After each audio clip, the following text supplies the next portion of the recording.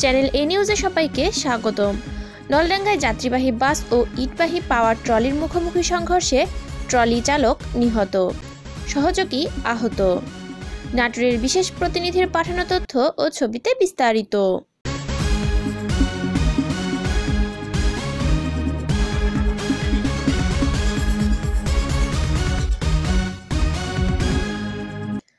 নাটোরের নলডাঙ্গায় যাত্রীবাহী বাস ও ইটবাহী পাওয়ার ট্রলির মুখোমুখি সংঘর্ষে ট্রলি চালক ৩৫ বছরের রাজীব হোসেন নিহত হয়েছেন।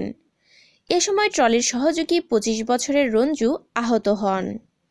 শনিবার ১১ জানুয়ারি সকাল ৭টার দিকে উপজেলার নাটোর নলডাঙ্গা আঞ্চলিক সড়কের বাসুদেবপুর সাজিপাড়া মোড়ে এই সড়ক দুর্ঘটনা ঘটে। নিহত পাওয়ার ট্রলি চালক রাজীব হোসেন উপজেলার তেলকুপি আব্দুর রাজ্জাকের ছেলে। আহত রঞ্জু একই গ্রামের আশরাফের ছেলে। নলডাঙ্গা থানা পুলিশ ও এলাকাবাসী সূত্রে জানা যায়, শনিবার সকাল ৭:৩০টার দিকে মনোয়ার নামে যাত্রীবাহী বাস নলডাঙ্গা থেকে নাটোর যাওয়ার পথে বাসুদেবপুর সাজিপাড়া মোড়ে বিপরীত দিক থেকে আসা ইট বোঝাই পাওয়ার ট্রলির মুখোমুখি সংঘর্ষ হয়। এতে ট্রলির চালক রাজীব ও হেলপার রঞ্জু গুরুতর আহত হয়।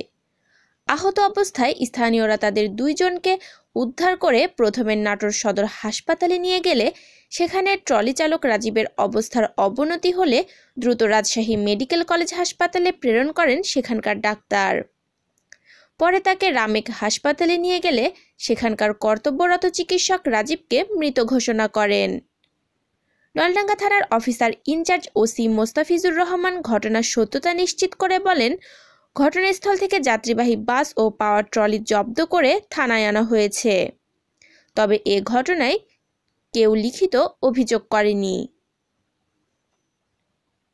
রুবাইয়া জাহান, ডেস্ক রিপোর্ট, চ্যানেল এ নিউজ।